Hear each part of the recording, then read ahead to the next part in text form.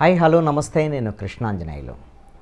ముఖ్యమంత్రి చంద్రబాబు నాయుడు అమరావతికి సంబంధించినటువంటి ప్రాజెక్ట్ అమరావతి నిర్మాణం విషయంలో వైఎస్ఆర్ కాంగ్రెస్ పార్టీ ప్రభుత్వము ఎంత నిరంకుశంగా వ్యవహరించింది, కక్షపూరితంగా వ్యవహరించింది, ఏ విధంగా గొంతు నులిమి చంపేసింది అనేటువంటి విషయాన్ని వైట్ పేపర్ ద్వారాగా వివరించారు. ఒక 5 ఏళ్ల పాటు అమరావతిని పూర్తిగా నిర్వీర్యం చేయటమే లక్ష్యంగా జగన్మోహన్ రెడ్డి ప్రభుత్వం పనిచేసినటువంటి విషయాన్ని, 3 రాజధానుల అంశమే ఒక కుట్రపూరితమైనటువంటి ఆలోచన అనేటువంటి విషయాన్ని కూడా అన్నీ ఎక్స్ప్లెయిన్ చేశారు. నేను ఒక వీడియో చేశాను ఈ అంశం మీద వైట్ పేపర్ రిలీజ్కు ముందే. ఈ వైట్ పేపర్లో ఏముండబోతుంది అని అంటే, వైట్ పేపర్ అంటేనే ఇప్పటి వరకు ఉన్నటువంటి స్థితి ఏమిటి, ఎలా ఉంది అనేటువంటి అంశాన్ని రాష్ట్ర ప్రజలకు తెలియజేయటమే దాని లక్ష్యమే అది.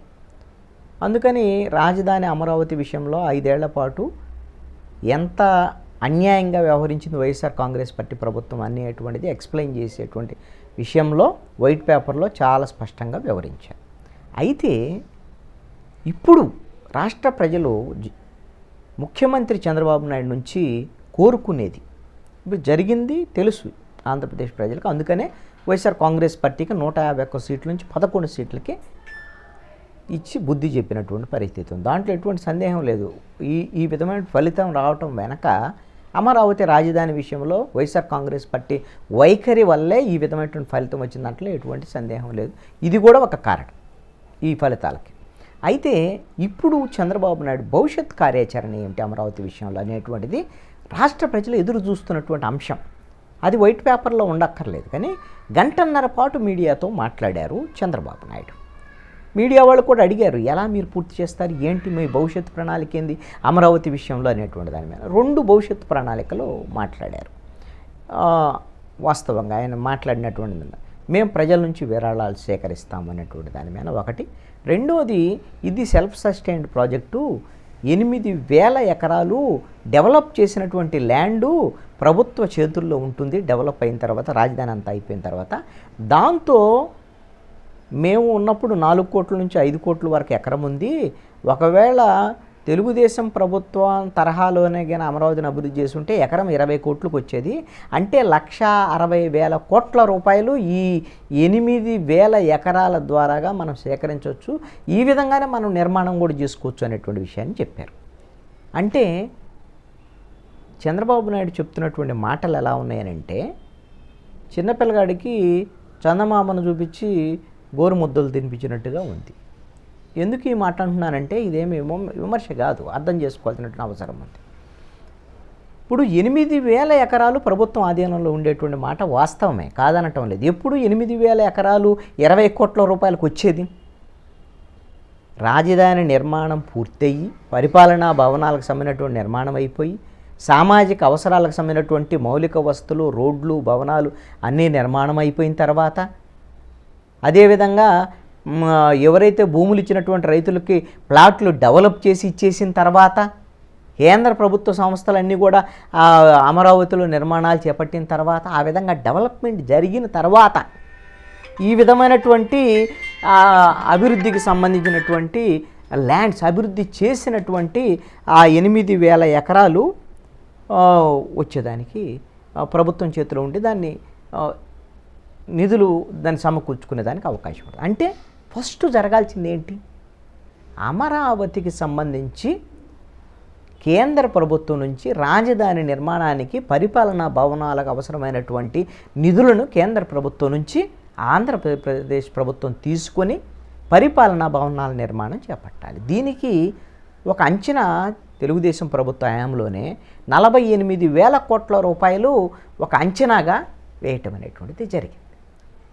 48,000 కోట్ల రూపాయలు అప్పట్లో ఈ పరిపాలనా భవనాలకు సంబంధించినటువంటి సెక్రటరేటు, బహుళ అంతస్తుల భవనం కానివ్వండి, అదేవిధంగా అసెంబ్లీ భవనం కానివ్వండి, హైకోర్టు భవనం కానివ్వండి, ఇవన్నిటినీ నిర్మాణం చేయాలి, రోడ్లు డెవలప్ చేయాలి, మౌలిక వసతులు కల్పించాలి, నవనగరాలకు సంబంధించినటువంటి పరిపాలనాపరమైనటువంటి అన్నీ కూడా పూర్తి చేసుకోవాలి.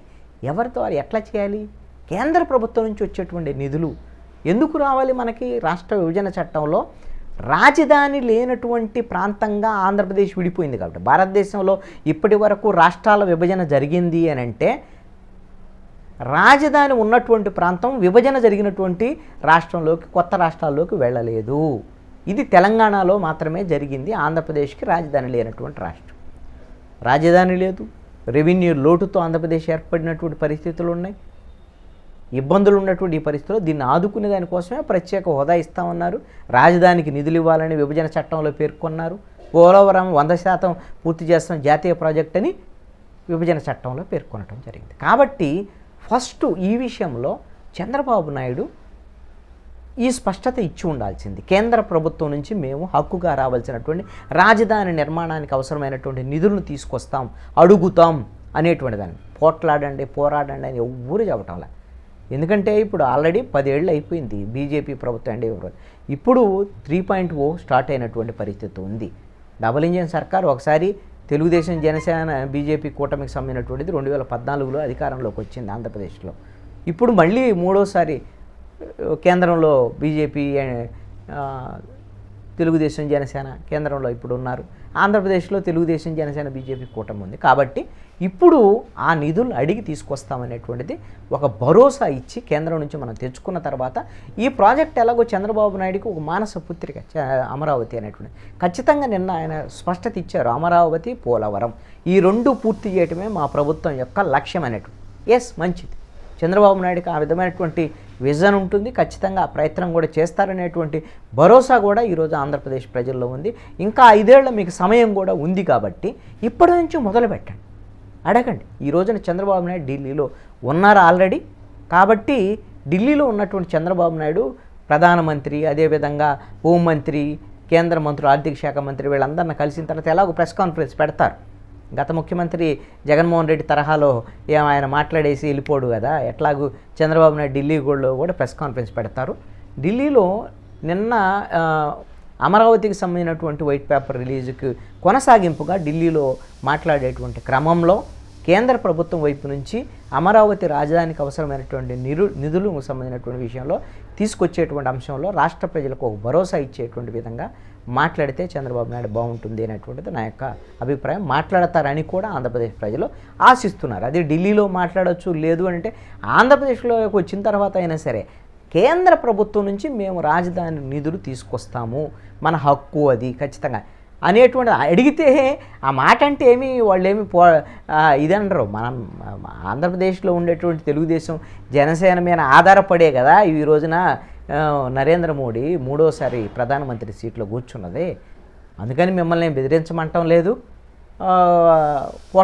పోరాడమని కూడా అనటం లేదు. హక్కుగా రావాల్సినటువంటి అమరావతి నిర్మాణానికి అవసరమైనటువంటి నిధుల్ని చంద్రబాబు నాయుడు నేతృత్వంలోని ఎన్డీఏ కూటమి, ఆంధ్రప్రదేశ్ కూటమి కేంద్ర ప్రభుత్వాన్ని అడిగి తీసుకొచ్చి అమరావతిని, ఎందుకంటే వీళ్ళకి 5 ఏళ్ల పాటు ప్రజలు అధికారం ఇచ్చింది, జీవితాంతరం ఇది లాంగ్ టర్మ్ ప్రాజెక్టు, దీర్ఘకాలికంగా పడుతుందట. అసలు ఇప్పుడు ముందు ప్రయాణం మొదలవ్వాలి కదా, ఈ 5 ఏళ్లలో మనం ఎంత పూర్తి చేస్తాం ఏంటి అనేది మనం తేల్చుకోవాల్సినట్టు అవసరం.